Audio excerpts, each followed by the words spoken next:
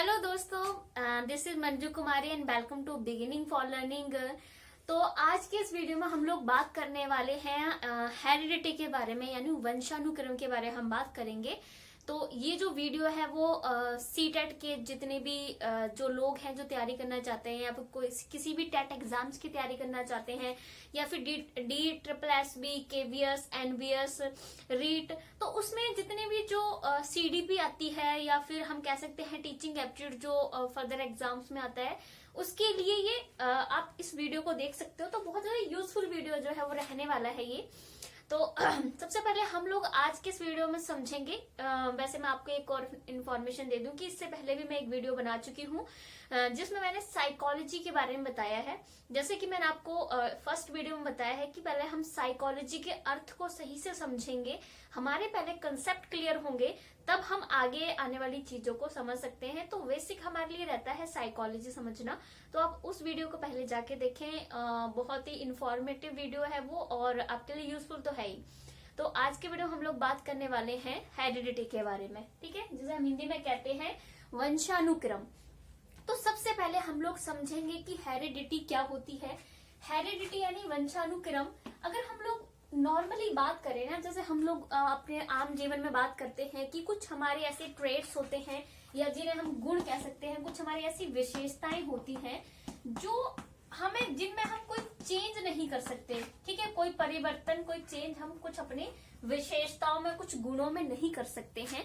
हम कहते हैं ना कि ये चीज जो है वो हमें अपने माता पिता से मिली है, या हम कह देते हैं कहीं हम अपनी विशेषताओं को देखकर कि ये तो मतलब हम कहते हैं ना कि मैं बिल्कुल अपने मम्मी की तरह हूँ, या कोई हम कभी कहते हैं या अपने दादा की तरह हूँ, या हमारे फैमिली में कभी हमारे पेरेंट्स कह देते हैं कि तेरे दादाजी के बाल भी बिल्कुल ऐसे ही थे, कि तेरे दादाजी की आंखें या दादी जी की आंखें ऐसी थी, ठीक है।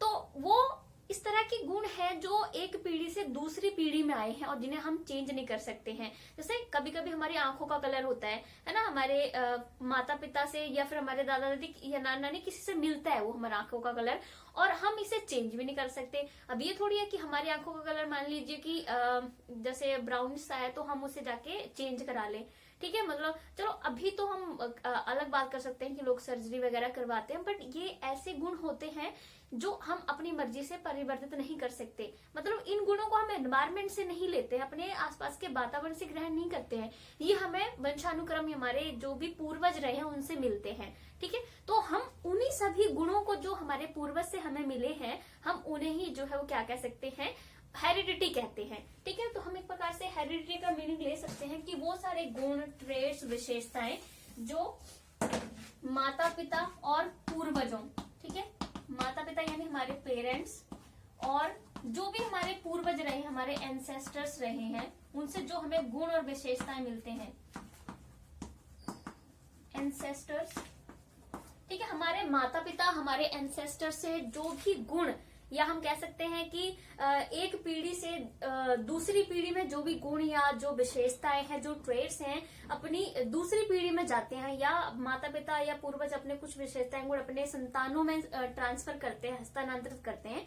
तो उन सारे गुणों और विशेषताओं को ही जो है क्या कहा जाता है, हेरिडिटी यानी वंशानुक्रम कहा जाता है। बहुत ही आसान है वैसे तो ये समझने में कि वो सारी गुण ट्रेड विशेषताएं जो एक पीढ़ी से दूसरी पीढ़ी में जाते हैं, उन्हें जो है वो हम क्या कहते हैं, हेरिडिटी कहते हैं, ठीक है। जैसे फॉर एग्जांपल आपको मैंने बताया कि होता है कि मान लीजिए कि किसी की मदर है ना, किसी की मदर उनके बाल कर्ली है, तो उनके आगे हो सकता है उनकी बेटी या उनके बेटे के बाल जो है वो कर्ली हो, ठीक है। तो वो बाल हमने दुकान पे जाके कर्ली नहीं कराए, वो हमें वंशानुक्रम रूप से मिले, नहीं वो एक विशेषता हमें अपनी माता से मिली, ठीक है। तो हमने वो एक विशेषता अपनी माता से ग्रहण की है, तो यानी वो हमें जीन्स के द्वारा अपने पेरेंट्स से मिली। तो हम उन सारी विशेषताओं को जो एक पीढ़ी से दूसरी पीढ़ी में हस्तांतरित होती हैं जीन्स के द्वारा, हम उन्हें जो है वो हेरिडिटी कहते हैं, ठीक है। तो हेरिडिटी के बारे में हम लोग समझेंगे पहले कि जो हेरिडिटी होती है, मैं पहले ही इस बात को अभी डिस्कस कर चुकी हूँ कि हेरिडिटी जो है वो स्टैटिक होती है, ठीक है,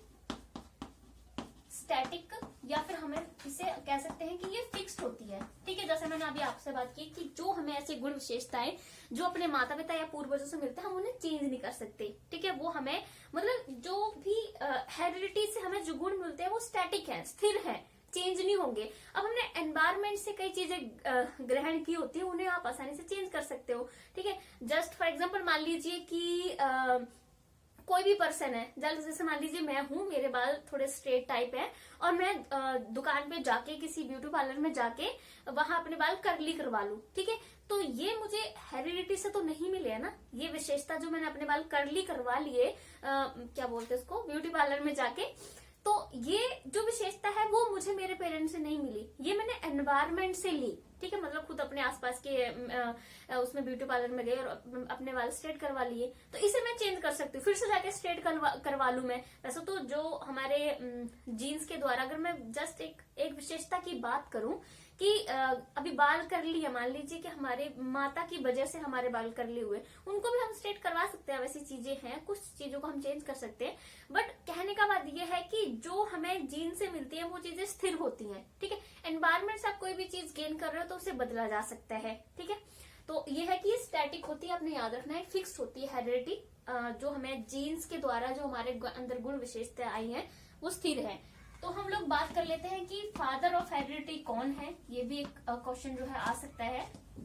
फादर ऑफ हेरिडिटी यानी वंशानुक्रम जो है उसके पितामह किसे कहा जाता है।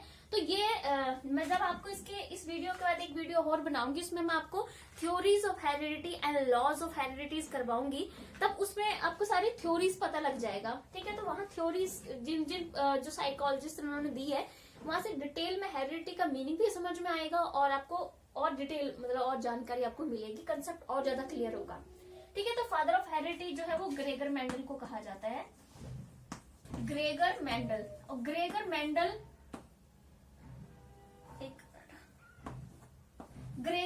जो है उन्होंने मटर के जो पौधे थे उन पर एक्सपेरिमेंट किया था। तो जब मैं थ्योरीज करवाऊंगी वहां आपको अच्छे से समझा दूंगी कि किस तरह से वो हेरिडिटी के बारे में स्टडी करने के लिए मटर के अलग अलग पौधों पर जो एक्सपेरिमेंट करते हैं। ठीक है, तो इनको ही हम फादर ऑफ हेरिडिटी कहते हैं। ठीक है, और यहाँ पर दो चीजें और आपको समझनी है, एक है नेचर, ठीक है, दूसरा है नर्चर।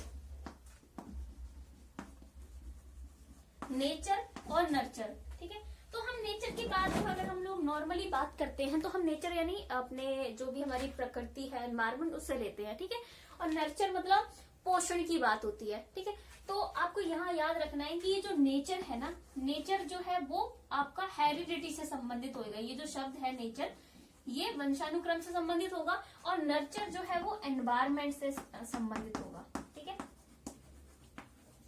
आपको पता है कि जो ह्यूमन डेवलपमेंट होता है, ठीक है, यानी मनुष्य का जो विकास होता है वो हेरिडिटी और एनवायरमेंट दोनों का गुणनफल होता है। यानी हमारे डेवलपमेंट में, हमारी पूरी पर्सनैलिटी के डेवलपमेंट में जिसकी भूमिका रहती है वो दोनों ही होते हैं। ठीक है, एनवायरमेंट और हेरिडिटी, इन दोनों का रोल रहता है हमारे डेवलपमेंट में। तो नेचर जो शब्द है आपने याद रखना है कि हेरिडिटी से संबंधित है और इसे हम बदल नहीं सकते हैं। ठीक है, नर्चर यानी पोषण वगैरह देना, तो ये तो हम एनवायरमेंट से ही करते हैं ना सारा कुछ, कि अब बच्चे के डेवलपमेंट के लिए बच्चों को अलग अलग तरह के फूड दिया जा रहा है, और आजकल तो बहुत ज्यादा की बॉर्नवीटा, ये सब चीजें है ना, तो ये सब नेचर से पोषण उसको किया जा रहा है और नेचर से उसको चीजें दी जा रही है, उसका डेवलपमेंट हो रहा है। ठीक है, उसके डेवलपमेंट के लिए और भी नेचर में कि उसको एक्सरसाइज करवाई जा रही है, अच्छा खाने पीने को दिया जा रहा है, अच्छे से उसका डेवलपमेंट हो। ठीक है, मेंटल एबिलिटी बढ़ाने के लिए उसको स्टडी वगैरह, उस तरह के IQ से रिलेटेड जो क्वेश्चन है वो करवाए जा रहे हैं, काफी कुछ करवाया जा रहा है। तो ये सब है हमारा एनवायरमेंट। ठीक है, जो जिसे हम चेंज भी कर सकते हैं, आपको याद रखना है, एनवायरमेंट का भी मैं करवाऊंगी एक वीडियो में। तो एनवायरमेंट को हम चेंज कर सकते हैं, तो ये आपने याद रखना है। जब नर्चर शब्द आए, नर्चर यानी वो एनवायरमेंट से संबंधित होगा, और नेचर यानी हेरिडिटी से, जिसे हम चेंज नहीं कर सकते हैं। ठीक है, अब हम लोग एक दो बातें और समझ लेते हैं, मैं इसे साफ कर देती हूँ। तो अगर हम लोग बात करें तो हम इस प्रकार से समझ सकते हैं कि जो हेरिडिटी है यानी जो वंशानुक्रम है वो हमारी पर्सनैलिटी या ह्यूमन डेवलपमेंट के लिए जो है एक प्रकार से बेस, एक आधार बना रहा है। ठीक है, हमें एक आधार प्रदान करती है जो हेरिडिटी है, जो वंशानुक्रम है, यानी ह्यूमन डेवलपमेंट, मैं इसे शॉर्ट में लिख रही हूँ। ठीक है, human development and personality, personality यानी व्यक्तित्व। ठीक है, तो मनुष्य के विकास और उसके व्यक्तित्व के विकास के लिए जो हेरिडिटी है, जो वंशानुक्रम है, एक आधार प्रदान करती है।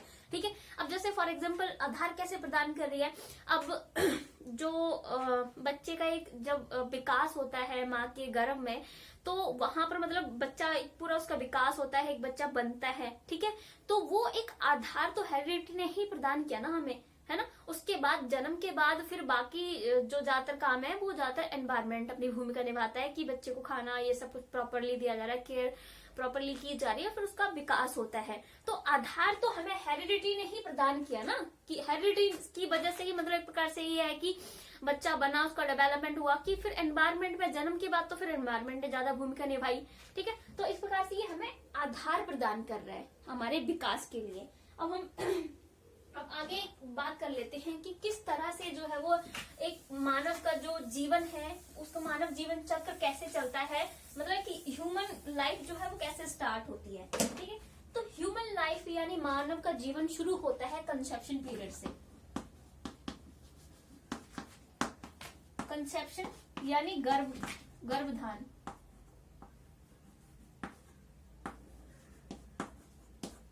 गर्भधान, ठीक है। कंसेप्शन पीरियड जो है आपको पता है कि गर्भधान, इसमें जो भी मतलब जब फीमेल प्रेग्नेंट होती है, ठीक है, एक मतलब गर्भधान जब किया जाता है तो उसमें फीमेल और मेल दोनों की भूमिका होती है। ठीक है, अभी हम लोग मेल की बात करें तो फीमेल जो मेल है वो स्पर्म जो उनके सेल होते हैं, ठीक है, स्पर्म सेल जो होते हैं वो फर्टिलाइजेशन के लिए प्रोवाइड करवाते हैं, और जो फीमेल होती है वहां से एग सेल आते हैं। ठीक है, एग सेल। तो जब गर्भधान जो है वो कैसे होता है गर्भधान, तो इसमें क्या होता है कि मेल के स्पर्म सेल्स भूमिका निभाते हैं और फीमेल के एग सेल जो है वो भूमिका निभाते हैं। तो जो मेल के स्पर्म सेल्स होते हैं वो फीमेल के जो एग सेल्स होते हैं उनके साथ में एक प्रकार से हम कोई क्रिया कह सकते हैं, एक प्रोसेस होती है।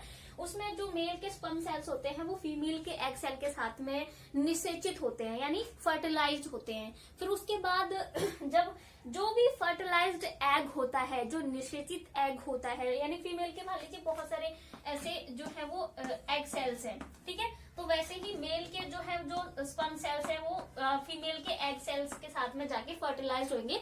तो जो एक फर्टिलाइज्ड सेल होगा उसे हम जो है वो जाइगोट कहेंगे आगे। ठीक है, निषेचित जो एक प्रकार से हम कह सकते हैं जो निषेचित अंड होता है। ठीक है, मेल के स्पर्म सेल जो है वो फीमेल के एग सेल को फर्टिलाइज करते हैं। तो एक जो फर्टिलाइज्ड एग होता है यहाँ से मेनली जो है एक ह्यूमन लाइफ स्टार्ट होती है। ठीक है,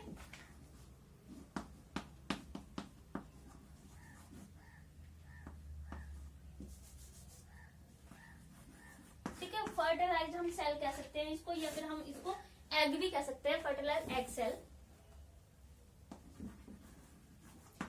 ठीक है, जैसे मैंने आपको अभी समझाया कि मेल के स्पर्म सेल फीमेल के जो एग सेल है उसको फर्टिलाइज करेगा, उसके बाद फर्टिलाइज जो एग सेल होगा उसको जो है वो जाइगोट कहा जाएगा। ठीक है, यानी जो निषेचित अंड होगा हम उसे जाइगोट यानी भ्रूण कहते हैं, और यहाँ से ही जो है वो बच्चा बनना शुरू होता है माँ के पेट में। ठीक है, यहाँ से शुरुआत होती है बच्चे के बनने की, यानी ह्यूमन लाइफ यहाँ से स्टार्ट होती है। तो ये जो जाइगोट होता है, एक बार मैं इसको साफ कर देती हूँ। अब हम लोग जाइगोट को समझेंगे कि जाइगोट क्या है। तो ये जो भ्रूण है यहाँ से मतलब बच्चा बनना शुरू होगा धीरे धीरे। ठीक है, एक बार मतलब ये जाइगोट बन गया, अब इसी से बच्चा डेवलप होगा धीरे धीरे। तो जो जाइगोट है वो एक तरल पदार्थ से बना होता है। ठीक है, एक लिक्विड हम कह सकते हैं मटेरियल्स होता है। ठीक है, तरल पदार्थ से बना होता है जाइगोट। तो ये जो तरल पदार्थ है उसका नाम है साइटोप्लाज्म। ठीक है, इस तरल पदार्थ का नाम है साइटोप्लाज्म, यानी जो जाइगोट है वो एक तरल पदार्थ साइटोप्लाज्म से बना होता है। अब ये जो साइटोप्लाज्म होता है, साइटोप्लाज्म के अंदर जो है, एक मिनट में यहाँ करवा देती हूँ। ठीक है, साइटोप्लाज्म के अंदर एक होता है न्यूक्लियस। ठीक है, जिसे हम हिंदी में कहते हैं नाभिक। तो जाइगोट जो है वो साइटोप्लाज्म से बना है, साइटोप्लाज्म के अंदर न्यूक्लियस पाया जाता है, और न्यूक्लियस के अंदर जो है वो क्रोमोसोम्स होते हैं। क्रोमोसोम्स ये बहुत ज्यादा जरूरी है। ठीक है, क्रोमोसोम्स को हम कहते हैं गुणसूत्र। गुणसूत्र यानी जो भी हमारे अंदर जो कुछ गुण है, जो विशेषताएं हमें अपने पेरेंट्स से मिली है, वो यहीं से मिलती है। ठीक है, तो आगे हम और प्रोसेस कर सकते हैं कि ये जो क्रोमोसोम्स होते हैं इसमें होते हैं जीन्स। ठीक है, जीन्स। तो इन जीन्स से ही, इन जीन्स के द्वारा ही जो हमारे पेरेंट्स के जो भी गुण वगैरह होते हैं, जो विशेषताएं, जो ट्रेट्स होती हैं, जो हमें अपने पेरेंट्स से मिलती है, वो इन जीन्स के द्वारा ही ट्रांसमिट होती है। यानी ये जीन्स ही दूसरी पीढ़ी में अपने माता पिता के गुणों को पहुंचाने का काम करते हैं, स्थानांतरण का काम करते हैं। ठीक है, तो ये तो एक प्रोसेस मैंने आपको समझाई कि शुरुआत से प्रोसेस ऐसी होती है कि स्पर्म सेल और एग सेल आपस में मिलते हैं, और एग सेल इस तरह से क्या होता है कि वो फर्टिलाइज हो जाता है, यानी निषेचित हो जाता है। फिर निषेचित होने के बाद जाइगोट बनता है, भ्रूण बनता है। तो भ्रूण किससे बना है? वो साइटोप्लाज्म से बना है। साइटोप्लाज्म के एक न्यूक्लियस होता है, न्यूक्लियस में अंदर क्रोमोसोम्स होते हैं जो हमारे ट्रेट्स वगैरह को डिसाइड करते हैं, जो हमें अपने पेरेंट्स से मिले हैं। और जीन्स के द्वारा वो सारे ट्रेट्स वगैरह हैं, वो हमारे माता पिता के जो हमें ज्यादा प्रभावी होते हैं, वो सारे गुण हमारे अंदर आ जाते हैं जीन्स के द्वारा। ठीक है, तो ये प्रोसेस खत्म हुई। अब मैं आपको थोड़ा बता देती हूँ कि जाइगोट जो है वो कैसे कैसे बनता है। ये तो मैंने आपको समझाया है कि जाइगोट किससे बना, और जाइगोट में हम कह सकते हैं कि क्या क्या होता है। जाइगोट एक प्रकार से हम बच्चे के बनने की प्रोसेस है कि यहाँ से बच्चा बनना शुरू होगा। ठीक है, तो अब इसमें ये जो जाइगोट है, इसमें क्या क्या पाया जाता है वो सब मैंने आपको अभी समझा दिया। अब जाइगोट, इसको मैं थोड़ा ना ऊपर लिख देती हूँ, यहाँ से थोड़ा और भी चीजें हैं वो क्लियरली समझ में आ जाएंगी।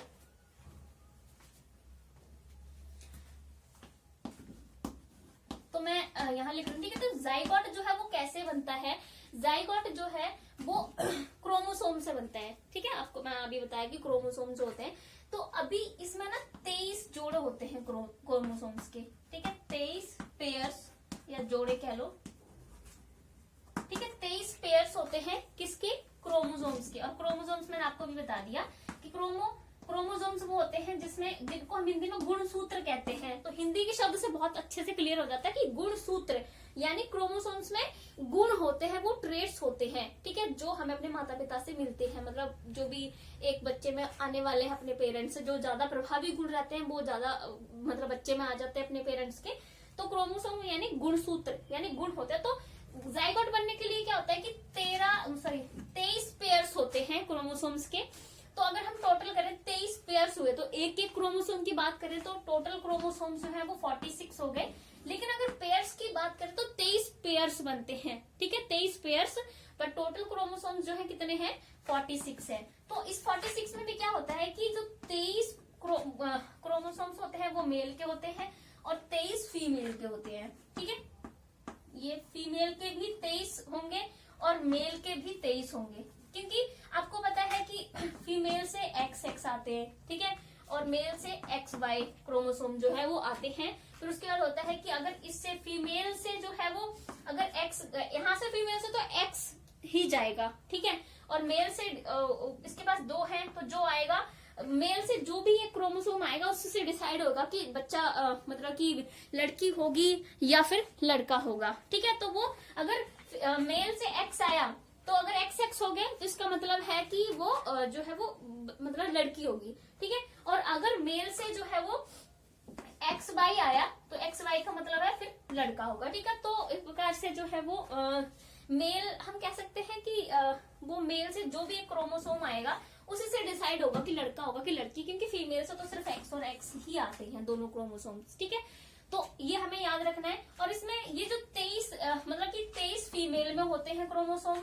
ठीक है, 23 मेल के होते हैं। जब एक जाइगोट बनता है, एक बार मैं फिर से समझा देती हूँ, जब एक जाइगोट बनता है यानी जब एक भ्रूण बनता है जहां से कि मनुष्य की बच्चे की बनने की शुरुआत होती है, उसमें 23 जोड़े होते हैं क्रोमोसोम्स के। 23 जोड़े अगर हम तोड़ के देखें हम तो 46 टोटल क्रोमोसोम्स हैं। तो 23 क्रोमोसोम्स फीमेल से आए हैं, 23 मेल से आए हैं। तो जो फीमेल से आए वो XX होंगे और मेल से XY होंगे। तो वो आगे जब उनका फर्टिलाइजेशन मतलब आगे जब मिलेंगे भी लड़का या लड़की बनेगा, और जो भी जाइगोट है अब वो लड़का या लड़की बनेगा तो वो उस पर डिपेंड रहेगा कि मेल से कौन सा क्रोमोसोम आता है। ठीक है, तो अब ये जो 23 होते हैं, इस 23 में से क्या होता है कि 22 जो होते हैं वो होते हैं ऑटोसोम। ठीक है, ऑटोसोम्स होते हैं। और इसमें जो एक होता है, ठीक है, जो एक बचा उसे हम कहते हैं सेक्स क्रोमोसोम। ठीक है, वो जो एक है उसी से से डिसाइड होता है कि लड़का होगा या लड़की, तो वो जो एक होता है मतलब 23 हो गए टोटल, 22 तो ऑटोसोम्स हो गए और एक जो है वो सेक्स क्रोमोसोम होता है, इसी से सेक्स डिसाइड होता है कि लड़का होगा या फिर लड़की होगी। ठीक है, तो ये इस प्रकार से एक प्रोसेस रहती है। अब हम लोग क्या करेंगे तो ये हो गई एक बच्चे के एक भ्रूण की बनने की पूरी एक प्रक्रिया। अब हम लोग ट्विंस के बारे में भी बात कर लेते हैं थोड़ा सा, तो वहां से भी समझ में आएगा कि ट्विंस कैसे बनते हैं। ओके, तो हम यहाँ पर अब बात करेंगे एक बार ट्विंस की। ठीक है, ट्विंस कैसे बनते हैं। ठीक है, ट्विंस को हिंदी में कहते हैं यमज। ठीक है, बहुत ही अजीब नाम है, मतलब पता ही नहीं चलेगा, बट इंग्लिश में सही है ट्विंस, क्योंकि हम कॉमनली ये शब्द यूज करते हैं तो हम इस शब्द से ज्यादा अवगत हैं। तो ट्विंस की बात करें तो दो तरह के होते हैं। ठीक है, एक होते हैं आइडेंटिकल ट्विंस, दूसरे होते हैं फ्रैटर्नल।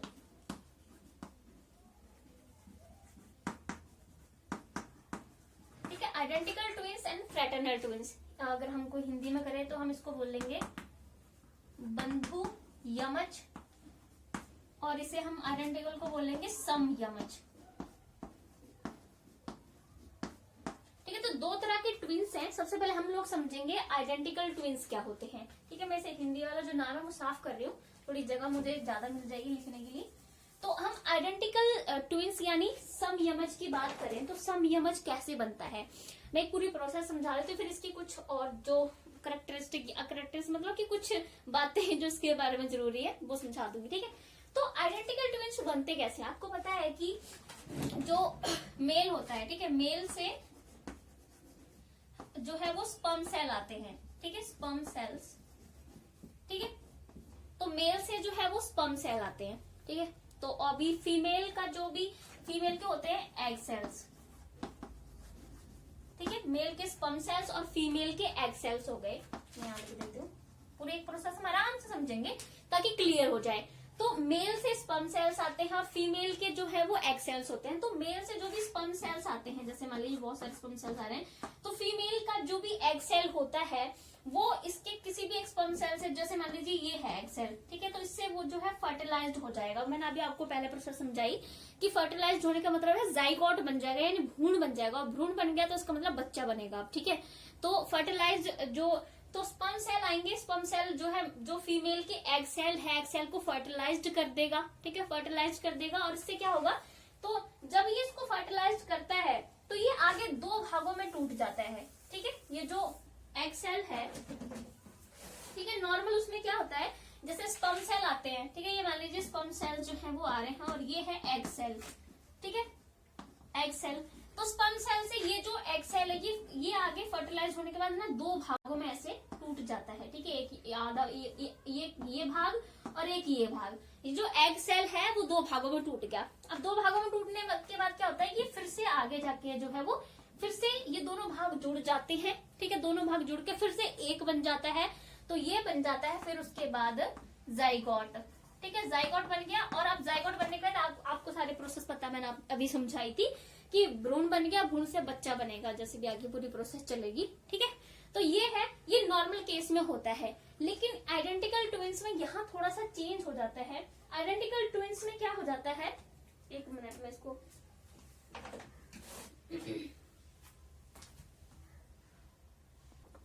तो ये तो एक नॉर्मल प्रोसेस होती है एक बच्चे के बनने की, कि स्पर्म सेल आते हैं, एग सेल से टकराते हैं, एग सेल जो है फर्टिलाइज हो जाता है, फिर दो भागों में एग सेल टूट जाता है, दो भागों में टूटने के बाद आगे फिर से वो जुड़ के एक बन जाता है, फिर जाइगोट बनता है, फिर बच्चा, भ्रूण बन गया, फिर बच्चा आगे डेवलप होता है, बच्चा बन जाता है पूरा। ठीक है, ये नॉर्मल वाली चीजों में होता है। लेकिन जब हम आइडेंटिकल ट्विंस की बात करते हैं तो यहाँ थोड़ा चेंज हो जाता है। आइडेंटिकल ट्विंस में ये नॉर्मल वाली स्थिति नहीं रहती है। इसमें क्या होता है कि यहाँ तक तो सेम प्रोसेस चलती है, आइडेंटिकल ट्विंस जब बनते हैं, ठीक है, यहाँ तक सेम प्रोसेस चलेगी। स्पर्म सेल आएंगे, एग सेल से टकराएंगे, एग सेल दो भागों में टूट जाएगा। अब दो भागों में टूटने के बाद उसको क्या होना चाहिए कि मिलकर एक भाग फिर से बन जाना चाहिए, और वो जाइगोट बन जाएगा, है ना। बट यहाँ क्या होता है कि ये जो दोनों टूटे हुए भाग है ना, ये आपस में मिलते नहीं है आगे जाके, और अलग अलग ही दो जाइगोट बन जाते हैं। मतलब इन दोनों भागों को मिलकर एक जाइगोट बनाना चाहिए था, तो एक बच्चा पैदा होगा, नॉर्मल केस हो जाता है वो। लेकिन ट्विंस में क्या होता है, आइडेंटिकल ट्विंस में ये जो दोनों टूटे हुए जो भाग हैं, जो एक ही जो भी एग सेल उसके टूटे हुए थे, वो मिलते ही नहीं, आगे जाके अलग अलग ही दो बच्चे बन जाते हैं फिर। ठीक है, एक ये जाइगोट बन जाएगा, यानी दो जाइगोट बन गए। ठीक है, दो जाइगोट बन गए, और दो जाइगोट बनने का मतलब कि दो बच्चे बन जाएंगे। अब एक ये होगा, ये हो गया। ठीक है, तो इस तरह से ट्विंस बन जाते हैं कि इनको मिलकर एक बनना था, लेकिन ये मिले नहीं तो दो जाइगोट बन गए, यानी कि दो बच्चे अब जो है वो बन जाएंगे। तो अब हम इसमें क्या याद रखेंगे कि एक ही स्पर्म से बनेंगे। ठीक है, क्योंकि ये जो भी स्पर्म गया तो एक ही स्पर्म था और एक ही एग सेल था। तो जब ऐसी बात आती है कि एक ही स्पर्म सेल होता है इसमें आइडेंटिकल, इसको मैं साफ कर रही हूँ, यहाँ कुछ चीजें लिखवा देती हूँ इसके बारे में। ठीक है, तो हम इसके बारे में, एक तो मैंने जस्ट आपको ये प्रोसेस समझाई है कि ऐसे ऐसे ट्विंस बनते हैं। अब हम इसके बारे में कुछ चीजें लिख लेते हैं कि जो आइडेंटिकल ट्विंस होते हैं, ठीक है, वो एक ही स्पर्म सेल से बनते हैं। ठीक है, एक ही स्पर्म सेल होता है, एक ही एग सेल होता है। ठीक है, तो और इनका एक ही प्लेसेंटा होता है। प्लेसेंटा मतलब जिससे बच्चे को पोषण मिलता है माँ के पेट में। जैसे आपने देखा, जैसे ये मान लीजिए, जैसे मेरे को ड्राइंग बड़ी बहुत ही गंदी ड्राइंग है। ठीक है, ये है, और जैसे यहाँ से प्लेसेंटा ऐसे जुड़ा होता है ना, जिससे बच्चे को खाना, फूड सब कुछ मिलता है। तो ये दोनों जो जुड़वा बच्चे माँ के पेट में बन रहे हैं, तो उनका एक ही प्लेसेंटा होता है। ये एक ही स्पर्म सेल से बनते हैं, एक ही एग सेल से बनते हैं, और एक ही इनका प्लेसेंटा होता है। इसी वजह से हम लोग कहते हैं, जब एक ही एग सेल है, एक ही स्पर्म सेल है, एक ही प्लेसेंटा, तो ये बच्चे मतलब क्या होता है कि बिल्कुल सेम दिखते हैं, मतलब सेम शक्ल वाले होते हैं। अब बिल्कुल मतलब ऐसा होता है कि इनके अंदर रहता है कि एबिलिटी, योग्यताएं वगैरह, ये सब उनके चेहरे से देखो तो बिल्कुल एक जैसे दिखेंगे, पहचान ही नहीं हो पाती है। ठीक है, तो ये क्या होता है कि क्योंकि एक ही एग सेल, एक ही स्पर्म, एक ही प्लेसेंटा से बनी है, इसलिए एक जैसे दिखते हैं टोटली। ठीक है, मतलब एक जैसे शक्लें तो बिल्कुल ही एक जैसी होंगी, आप पहचान नहीं पाओगे इनको।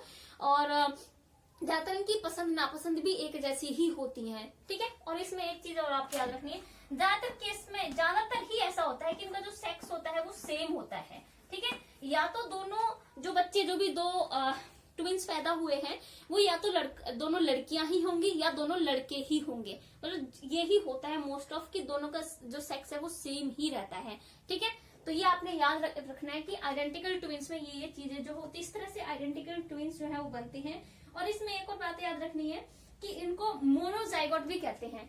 ठीक है, जब आपको आइडेंटिकल ट्विंस का पूछा जाए तो आप यहाँ ये भी लिख सकते हो कि मोनोजाइगोट। अगर पूछा जाए कि मोनोजाइगोट क्या है, तो ये आइडेंटिकल ट्विंस को ही बोलते हैं। ठीक है, मोनोजाइगोट भी इन्हें कहते हैं। तो ये हमने समझ लिया आइडेंटिकल ट्विंस का। ठीक है, अब हम लोग दूसरा वाला समझ लेते हैं कि फ्रेटर्नल ट्विंस क्या होते हैं। तो फ्रेटर्नल ट्विंस की यानी हम इसको बोलते हैं बंधु यमज हिंदी में। ठीक है, तो अगर हम लोग बात करें तो ये कैसे बनते हैं। अभी देखो, जो फीमेल होती है ना, उसमें एक महीने में, अगर एक मंथ की बात करें तो हर एक महीने में उसमें एक ही अंडा बनता है। ठीक है, गर्भाशय में फीमेल के ओवम। ठीक है, तो एक ही ओवम बनता है, यानी एक ही अंडा जो है फीमेल के गर्भाशय में बनता है एक महीने में। बट कभी कभी ऐसा भी हो जाता है कि मतलब कि ऐसा नॉर्मली होता तो नहीं, पर कभी कभी ऐसा हो जाता है कि एक मंथ में एक अंडा बनने की जगह जो है वो दो या दो से ज्यादा बन जाते हैं। मान लीजिए कि दो बन गए। ठीक है, दो या दो से ज्यादा भी अंडे जो है वो कभी कभी ऐसा कोई केस आता है जब बन जाते हैं एक मंथ में। ठीक है, तो इससे क्या होता है कि जब स्पर्म सेल आता है मेल से, ठीक है, तो जब स्पर्म सेल जो है वो मान लीजिए, मैं इसको पिक्चर के द्वारा समझा देती हूँ कि वैसे तो मेनली है कि एक मंथ में एक अंडा बनना चाहिए फीमेल की गर्भाशय में, लेकिन कभी कभी इनकेस दो बन जाते हैं या दो से ज्यादा बन जाते हैं। तब जैसे तभी तो आपने देखा ना, कभी दो बच्चे एक साथ पैदा होते हैं, किसी को मतलब तीन बच्चे एक साथ पैदा हो जाते हैं। तो वो यही है कि एक मंथ में एक एग बनने की जगह दो तीन एग बन गए, तो वो दो तीन एग जो है वो जो मेल के स्पर्म सेल से फर्टिलाइज्ड हो गए, तो वो तीन बच्चे बन गए। तो इनके जब हम फ्रेटर्नल ट्विंस की बात करें तो इसमें होता है कि फीमेल में क्या होता है कि एक मंथ में एक एग की जगह मान लीजिए दो एग बन गए, ये दो एग बन गए। ठीक है, मतलब ओवम अंडा बन गए, एक ही अंडा बनना चाहिए लेकिन दो बन गए। तो उसमें क्या होगा कि जब ये स्पर्म सेल्स आएंगे मेल के, तो स्पर्म सेल से क्या होगा कि ये दोनों अलग अलग जो है वो फर्टिलाइज्ड हो जाएंगे। ठीक है, ये दोनों फर्टिलाइज्ड होने के बाद क्या होगा कि अब दोनों फर्टिलाइज बन गए, ठीक है, तो फर्टिलाइज के होने के बाद जाइगोट बन जाएगा, ठीक है, तो जाइगोट बनेगा और दो बच्चे जो है वो ऐसे पैदा हो जाएंगे।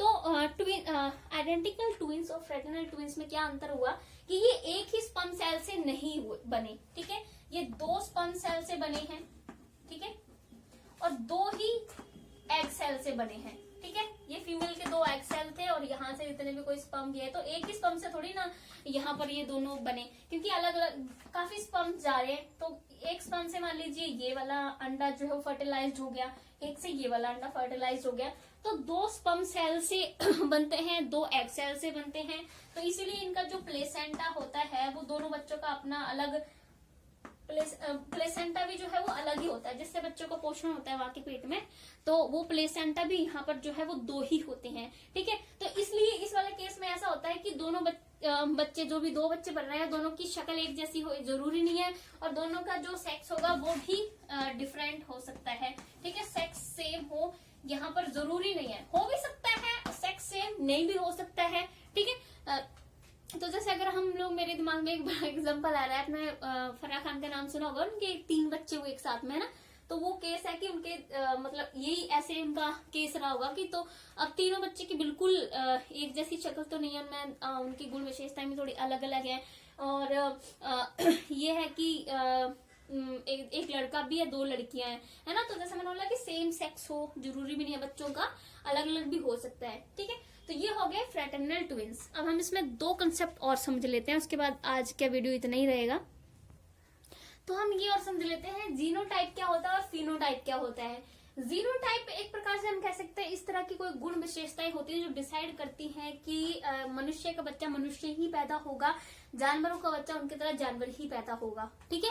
जैसे अभी आपने देखा है कि कभी इंसान का बच्चा जानवर पैदा तो नहीं होता, जानवर का बच्चा इंसान तो पैदा नहीं होता है, तो वो जीनोटाइप ही वो विशेषता है जिसकी वजह से जो है ऐसा होता है कि ये जो विशेषता है पीढ़ी दर पीढ़ी पीढ़ियों में जाती रहती है, और इससे ये डिसाइड होता है कि इंसान का बच्चा इंसान ही होगा, जानवर का बच्चा जानवर ही होगा, ठीक है। तो एक प्रकार से ये प्रजाति को डिसाइड करती है ना, कि भी मनुष्य का बच्चा मनुष्य, ठीक है, पक्षियों के बच्चे उनका बच्चा पक्षी ही पैदा होगा, इंसान थोड़ी ना पैदा होगा, तो ये जीनोटाइप ही डिसाइड करता है, ठीक है। इसी से डिसाइड होता है कि एक प्रजाति का बच्चा उसी प्रजाति के जैसा पैदा होगा, ठीक है। अब फिनोटाइप क्या होता है, ये हमारी जेनेटिक कोडिंग को डिसाइड करता है, ठीक है, यानी कि ये फिनोटाइप जो है एक प्रकार से जेनेटिक कोडिंग, यानी कि जो हमारी गुण विशेषता है उनको डिसाइड करे एक प्रकार से, जिन्हें हम ऑब्जर्व कर सकते हैं, जिन्हें हम देख सकते हैं, ठीक है। जैसे फिनोटाइप से ही डिसाइड होता है एक प्रकार से कि हमारी आंखों का कलर हमारे पेरेंट्स जैसा होगा या कैसा होगा, या हमारे बाल कैसे होंगे, ठीक है, ये फिनोटाइप से जो है वो डिसाइड होता है, यानी जेनेटिक कोडिंग जो है इससे होती है कि हमारी हाइट कितनी होगी, ये सब विशेषता हम देख भी सकते हैं, ऑब्जर्व कर सकते हैं ना, आंख बाल कान जो भी कैसे होंगे, ये सब जो है वो फिनोटाइप से डिसाइड होता है, और एक प्रजाति का बच्चा उसी प्रजाति का बच्चा पैदा होगा तो ये जीनोटाइप से डिसाइड होता है, ठीक है। तो आज की वीडियो हम लोगों ने हेरिडिटी के बारे में समझा, और अभी नेक्स्ट वीडियो में इसके बाद हम लोग बात करेंगे कि हेरिडिटी की कौन कौन सी थ्योरीज हैं, मतलब कौन कौन सी थ्योरीज कौन कौन से साइकोलॉजिस्ट ने दिए, तो कुछ मेन थ्योरीज के बारे में हम बात करेंगे, और कुछ लॉज भी हैं हेरिडिटी के, उनके बारे में भी बात करेंगे। तो हमें जो हेरिडिटी का कंसेप्ट है बहुत अच्छे से क्लियर हो जाएगा, ठीक है। तो उसके बाद हम लोग एनवायरमेंट पे भी बात करेंगे, क्योंकि हमारा जो डेवलपमेंट है इंसान का वो एनवायरमेंट और हेरिडिटी दोनों पे ही डिपेंड करता है। अब जैसे मैं हूं तो मैं सिर्फ हेरिडिटी से ही तो नहीं, उतना एनवायरमेंट से है मेरा काफी डेवलपमेंट, कॉग्निटिव डेवलपमेंट ऑलमोस्ट मेरा एनवायरमेंट से है। अभी मैं जन्म से तो ऐसी विशेषता लेकर पैदा नहीं हुई कि पैदा हुई तो मेरे को पूरे ऐसा था कि मैं टीचिंग आती है मुझे, ये सब एनवायरमेंट से सीखा है ना। तो ये सब हम एनवायरमेंट से सीखते हैं, तो एनवायरमेंट के बारे में जानना भी बहुत जरूरी है, तो वो भी हम नेक्स्ट वीडियो में बात करेंगे। अगर आपको ये वीडियो अच्छी लगे तो लाइक से सब्सक्राइब जरूर करना, और इससे पहले एक वीडियो और बना चुकी हूँ मैं, उसका लिंक भी डिस्क्रिप्शन बॉक्स में मैं डाल दूंगी, तो आप देख सकते हो। Thank you so much guys.